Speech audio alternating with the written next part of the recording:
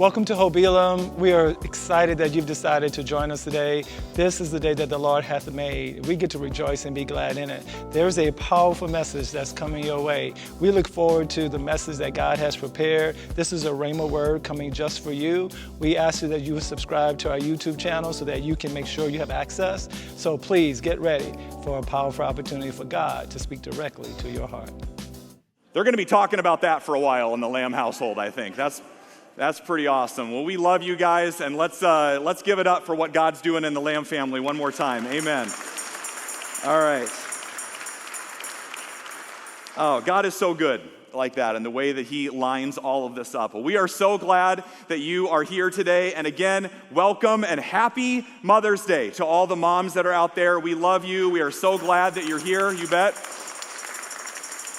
You may have noticed we've said that about 7 times now. Gentlemen, this is your final warning, okay? Just giving you that warning. But we're really glad that you are here today. And I want to say right away that we had different plans today. And sometimes God has different plans. And so Minister Bonnie was scheduled to preach as of, about less than 24 hours ago. And she is not feeling well at all, which is a huge bummer in that way. And so I am going to do my best to fill her shoes, of which I will never be able to do, figuratively or literally. I will never be able to fill, even if I tried, I will never compete with Minister Bonnie's shoe game, and there will be probably no stomping today with that. But that is for you, Bonnie. If you're watching this at home, we love you.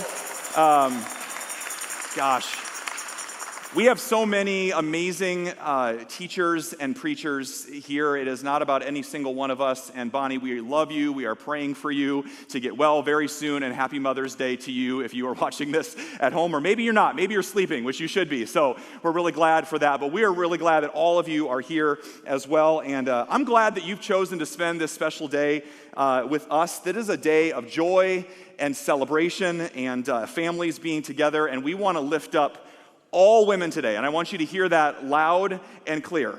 That ladies, if I can just say this and you just take this home and believe it in the core of your being, you are not defined by your relationship status. You are not defined by your parenting status. You are not defined by your past or mistakes or wounds or baggage or things that you have done or things that have been done to you. You are defined by the God who created you, and you are his daughter.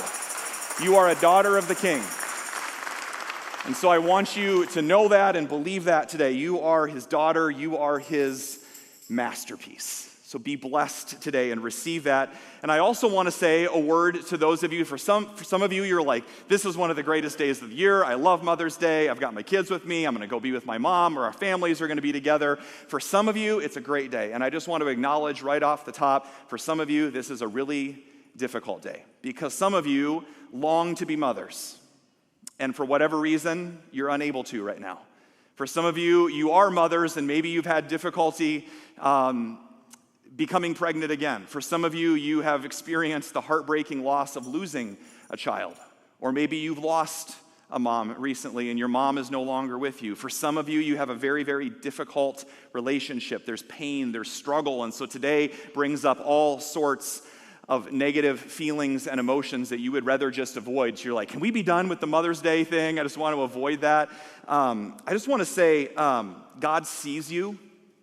He sees every part of you. He knows what you're feeling today. And man, if we haven't made this crystal clear at Hope+Elim, this is a place where it's okay to not be okay. Where it's okay to be who you are. This is a safe place to bring whatever emotions that you have today. And you can feel 2 feelings at the same time. You can feel happy. You can also feel sad. You can feel 7 emotions at the same time. And God knows exactly where you're at. And today, know that this is a safe place. And so whatever you need, God's got today. Amen? And so whatever you need, ladies, maybe that's just encouragement today. Maybe that's inspiration. Maybe that's forgiveness. Maybe that's healing. Maybe that's grace.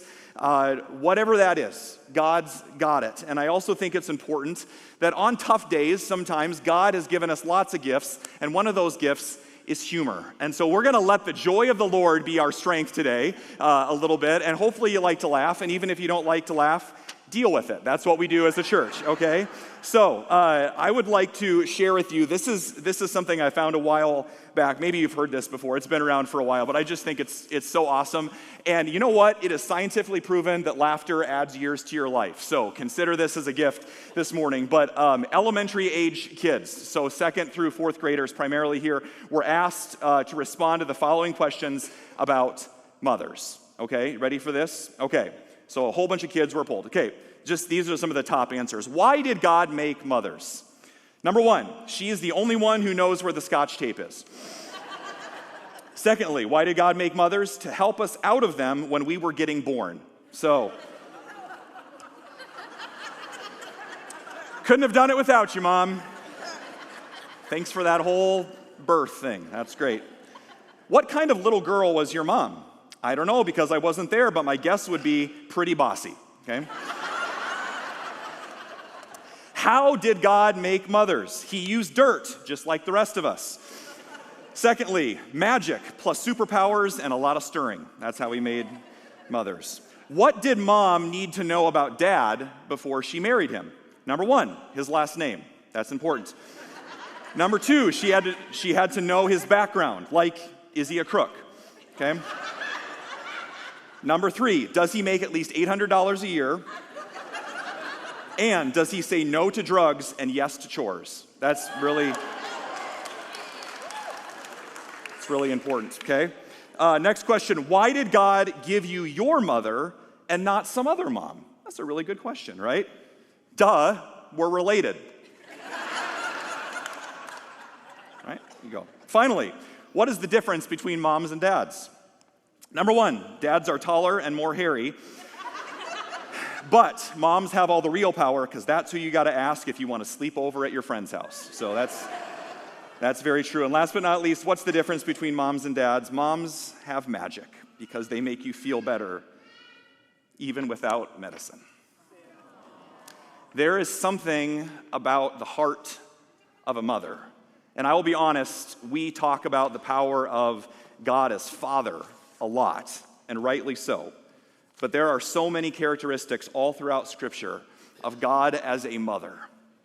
And we could go down that road, and it is not my goal to put mothers in any kind of a box this morning because they won't fit, okay? Because moms are all different and so very unique, just as every single woman is as well. But there is a unique way that moms reflect the character and nature of God. And I am so grateful for every single woman that we have in this church family because you make us better and you reflect God to us. So thank you. But we also know even moms that have superpowers and magic to make us feel better are not perfect. And moms wrestle with the same struggles that every single one of us do as well. And there may be things that you brought in here with you this morning. You're like, man, I certainly don't have it all together. Well, none of us do. So there was a poll done. Speaking of polls, there was another poll. This was 5,000 moms, okay? Gentlemen, pay attention. This could be helpful to you as well. What would you really want for Mother's Day? Okay? What would be the most helpful gift for Mother's Day? What do you want? Now, this is like nationwide, so it's not just you. This is all moms, okay? Top 5 answers. We'll start at 5, okay? Number 5, sweets, okay? Any kind of candy, chocolate, anything like that, okay? And you can give a little woot-woot if that's you. If it's not, that's fine. Number 4, flowers. That's a common one. It's a good one. Number 3, a thoughtful gift, like a thoughtful or homemade gift, okay? There you go. Number 2, time with family. Quality time with family, okay, if that's you. Okay. You want to guess what the number 1 answer of what women really want for Mother's Day?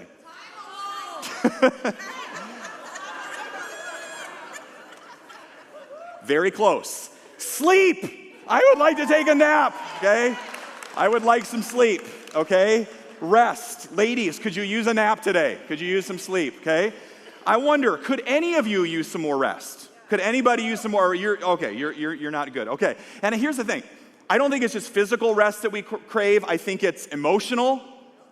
I think it's mental rest. I think it's spiritual rest of letting our souls find rest in God. And maybe you can't remember the last time that you had a deep, deep connection with God where you felt close to Him. I mean, I cannot remember the last time I walked up to somebody in casual conversation and said, hey, how's it going? And their initial response was, I got 12 hours of sleep last night, I don't have any stress in my life. I am feeling so rested and refreshed. Like, that's just not the response that we get normally, right? And so today, as we reflect on where we're on the brink of summer, as we reflect on Mother's Day, it's kind of a chance as we enter into the summer to catch our breath. And maybe the greatest gift that we could offer, that God wants to offer moms, all women, and literally every single one of us today, is an invitation to find rest for your souls.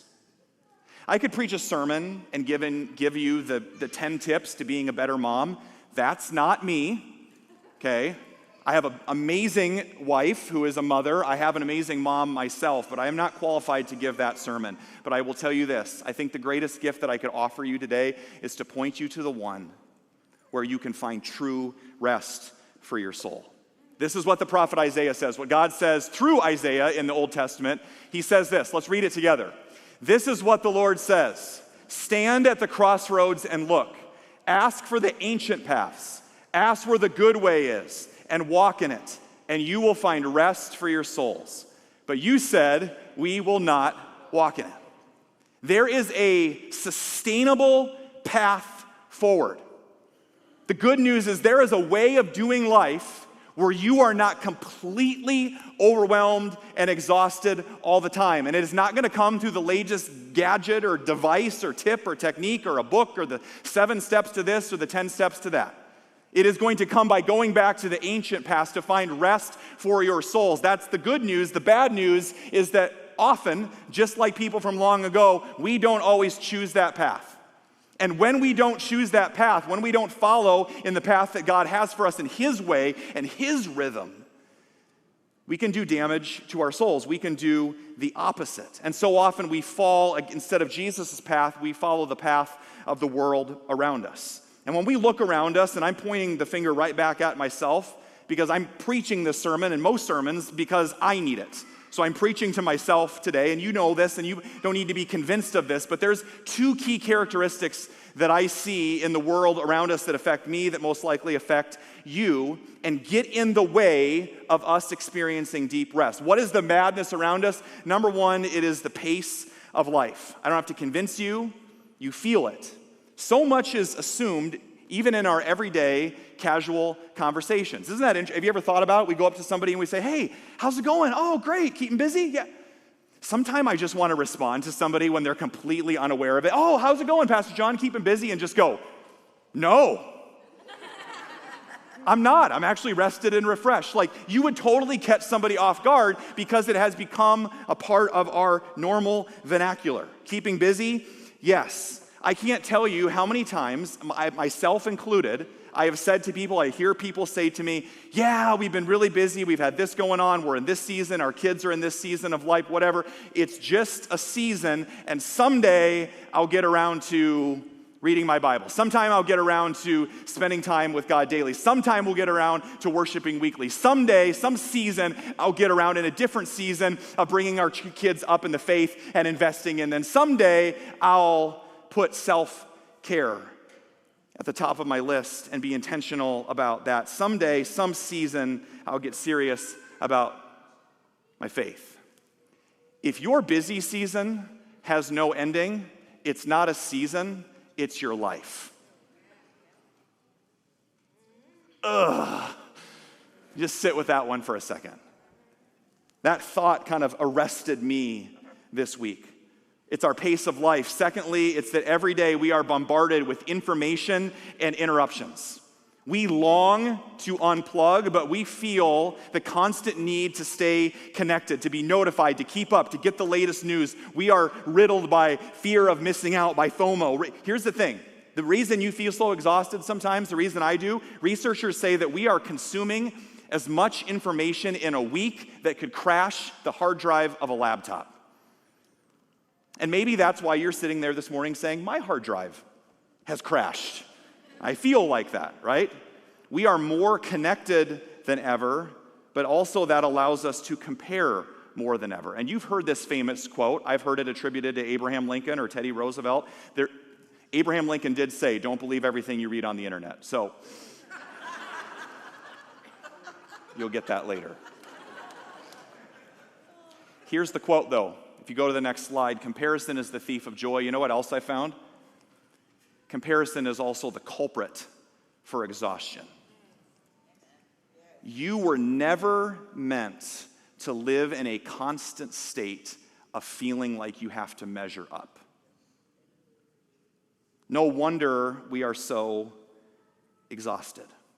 And I'll be completely honest with you, when the two most common things that I hear in meetings and counseling and checking in with people, number one, people say, I am tired, exhausted, overwhelmed, stressed out. Any combination of those. And number two, I long to experience God in a deeper way. And it is beyond ironic that the two are inextricably linked.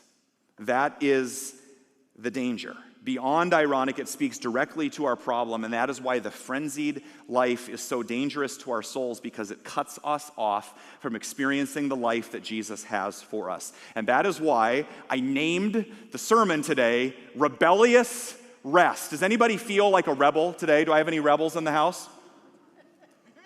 Thank you. Two of you. Thank you. I appreciate that, okay? And here's why I called it Rebellious Rest. Because it flies in the face of so much of what we're surrounded with. It is so easy to think, well, because that's the state of our world, that must be what I need to do as well. Can I just say this, adults? Peer pressure doesn't end with high school. It's just not all the stuff that we think about culturally that has to do with kids and students. It just becomes deeper, okay? Because what we're going to talk about today is so countercultural that it almost feels rebellious to find rest the way that Jesus wants us to find rest. And into our world steps Jesus. And I want you to hear this in a fresh way today. Moms especially, I want you to receive this today. Matthew chapter 11. Come to me, all who are weary and burdened, Jesus says, and I will give you rest. Take my yoke upon you and learn from me, for I am gentle and humble in heart, and you will find, there it is again, what? Rest for your souls. Oh, okay. Yes, Jesus would love for you to take a nap this afternoon, because Jesus did as well. Something way deeper. You don't have to keep trying one more vacation, one more day off, one more self-help technique. Jesus says, I've got a rest that is deeper. Rest for your souls. My yoke is easy and my burden is light. Now that sounds like something that we need. And if we're going to discover the best way to care for our bodies, our minds, our spirits, our souls, would it make sense to ask the God that created us? That'd be really, really important to do. So let's go all the way back to the beginning, to literally creation. Genesis chapter 2, verse 2. And we read this. Then God blessed the seventh day and made it what? Holy, because on it he did what?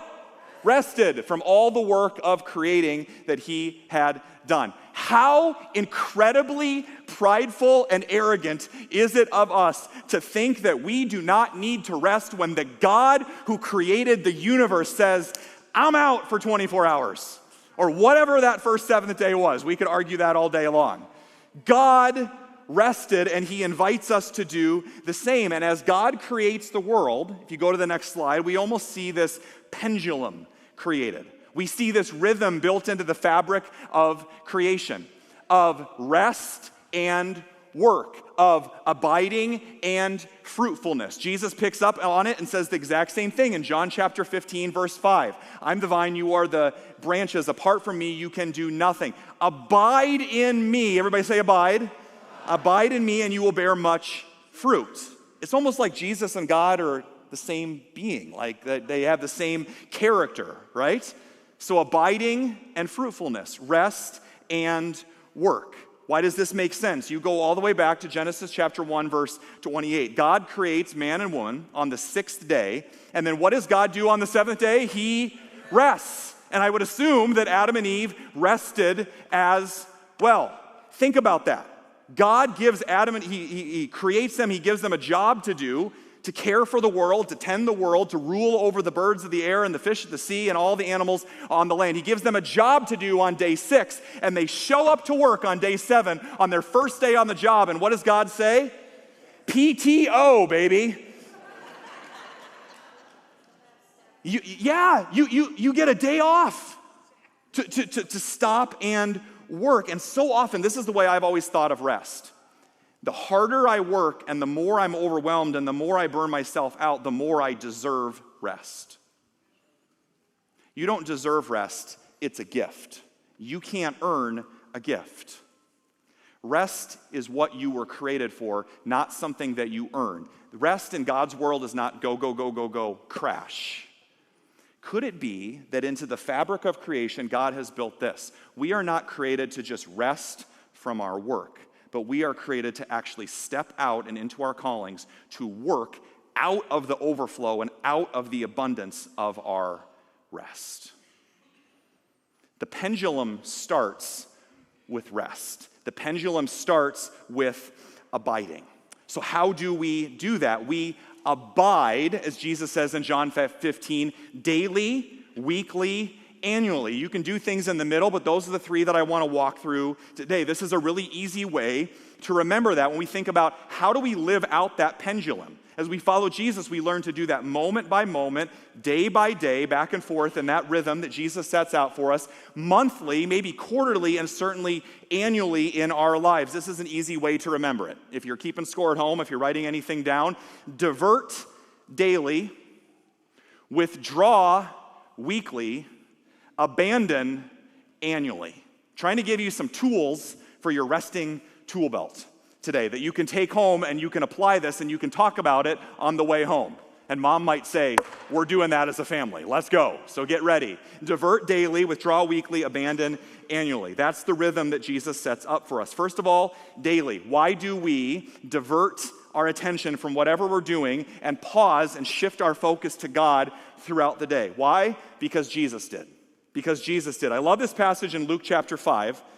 Verses 15 and 16, it says, the news about him spread all the more, and so the crowds of people came to hear Jesus and be healed of their sicknesses. Jesus is a celebrity. He is a rock star. He is busy. His days are full. Verse 16, but Jesus often withdrew to lonely places and prayed.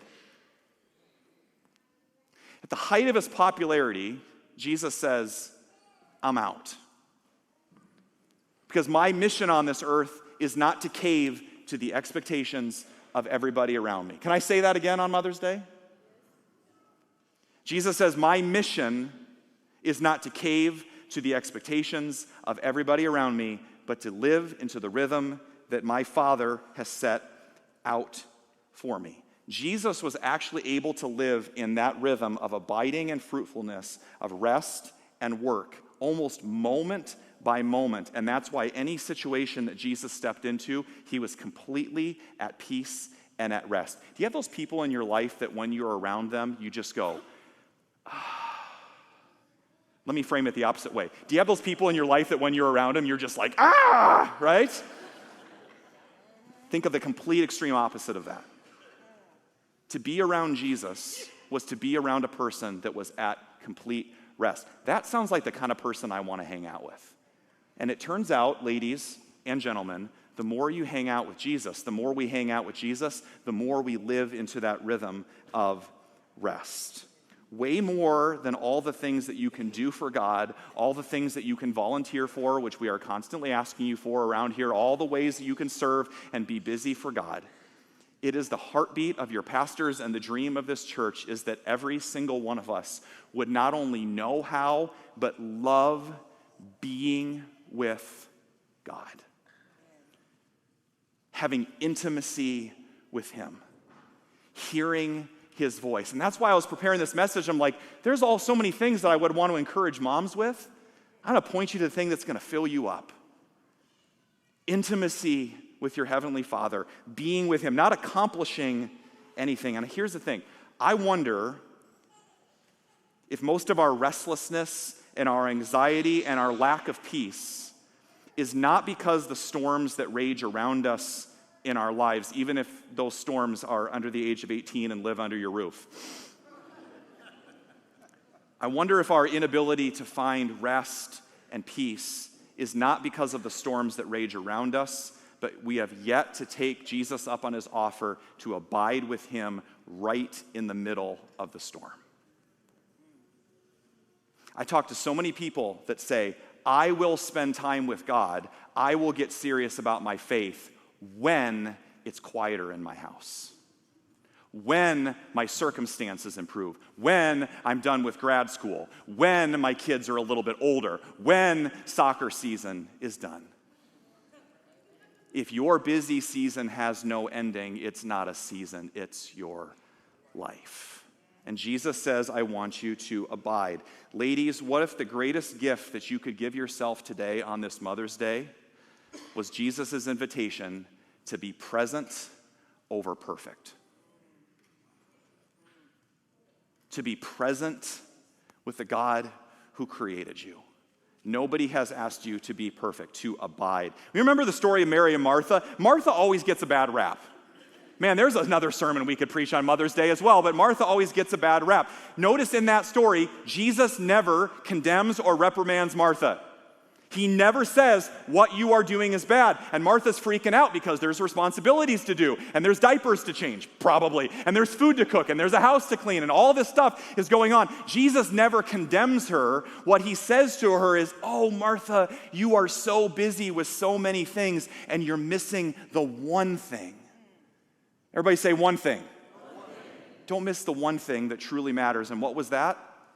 Abiding with Jesus. Being present over perfect. There are responsibilities. There is work to be done. There are kids to take care of. There is food to feed people.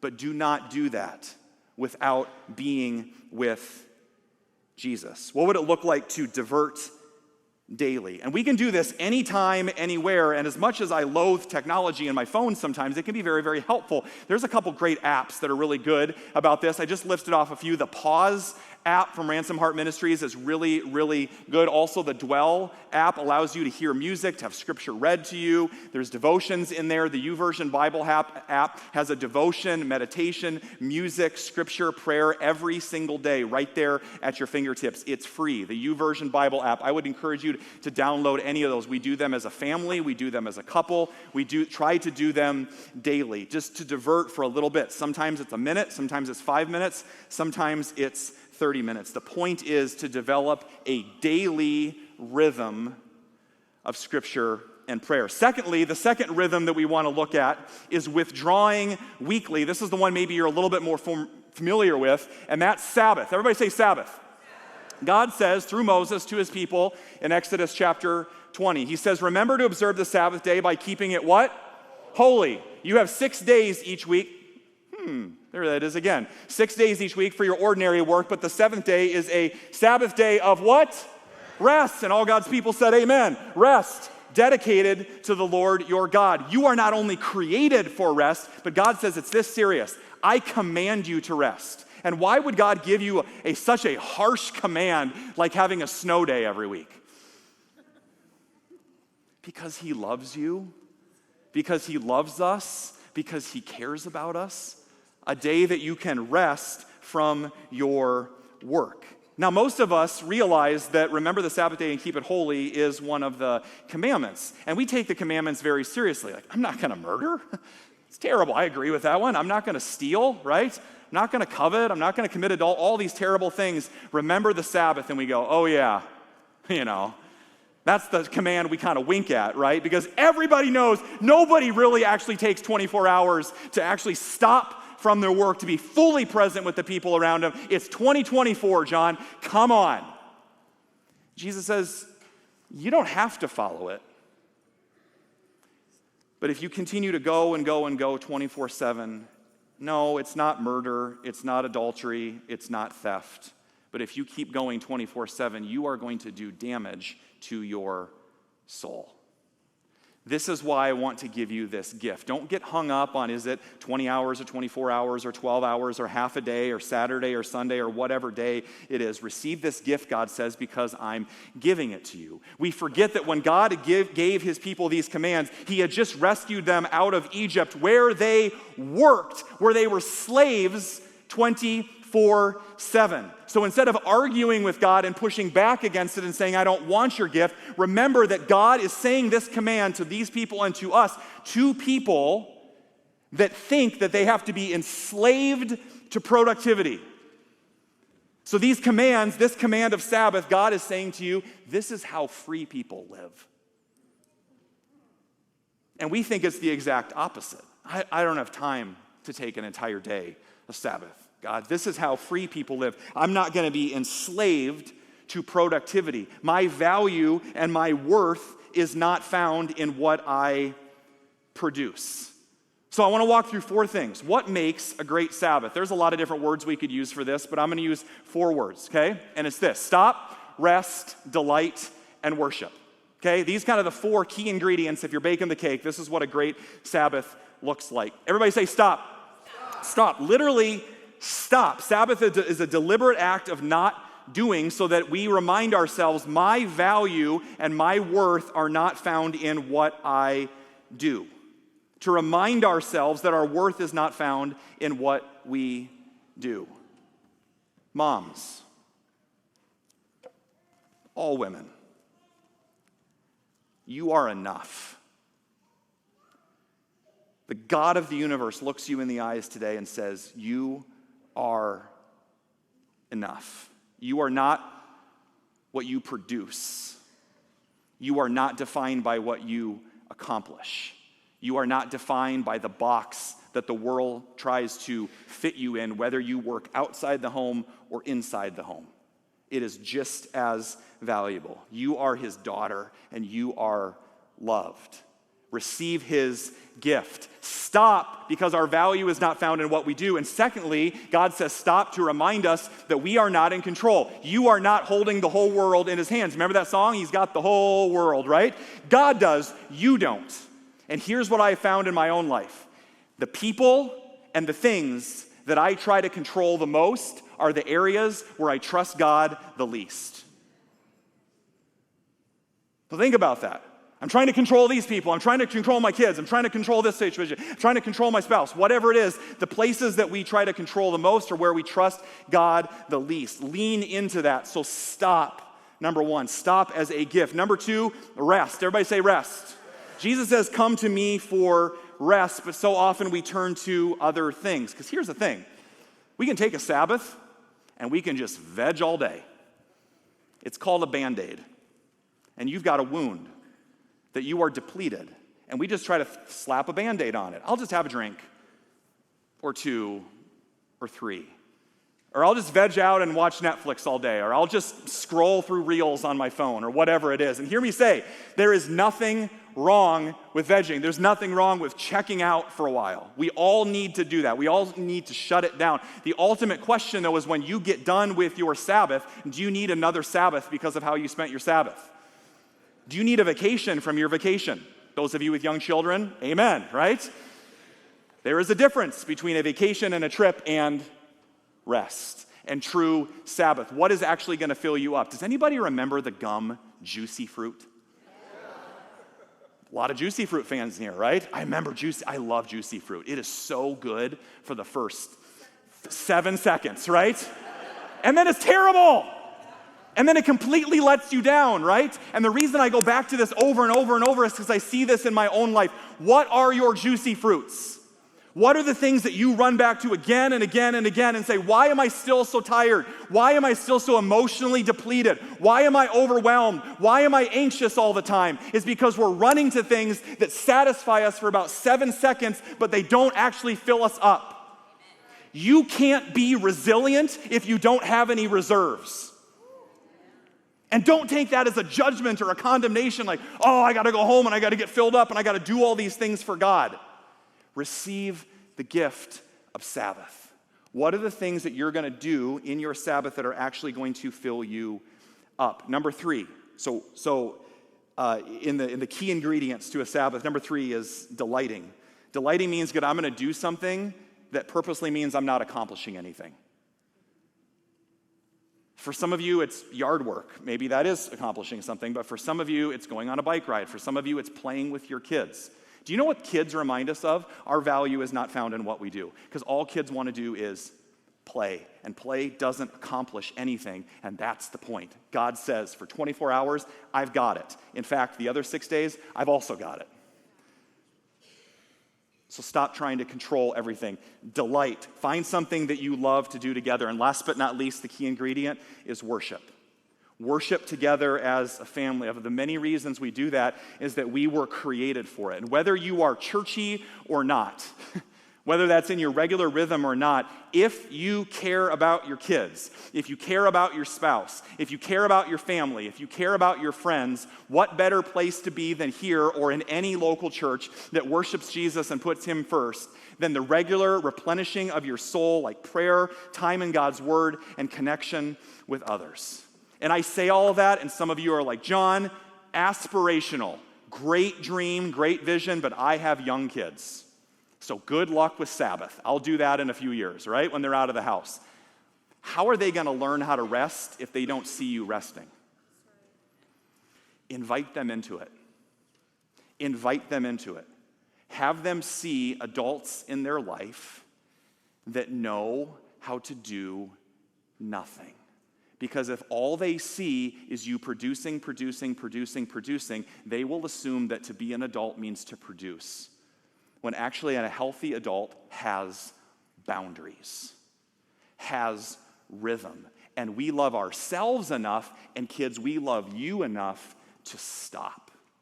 And we're going to be fully present with you, and the phone's in another room shut off, and I am going to give you the greatest gift, kids, that I could ever give you. Not this. Oh, that's great. I'm not anti-phones.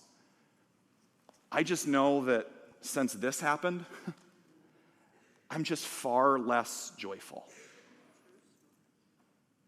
I'm far less at peace. I'm far more restless because I think what's there is more important than the people that are right in front of me. Give your kids the gift of your undivided attention. And that's why I called it rebellious rest, because it feels so rebellious. And I get the pressures. Our kids are getting into that all-star traveling team, gone every weekend, consume every amount of energy that you have, okay? And there is pressure to be everywhere and to do everything and have your kids and your family involved in everything. But I'm just going to say this, and you can talk about it and figure it out for your family. I care way more about the souls of my kids than the opinions of their friends or the pressure to be the best or attend everything. And that's our job as adults, to create boundaries where they can step into and find rest for their souls as well.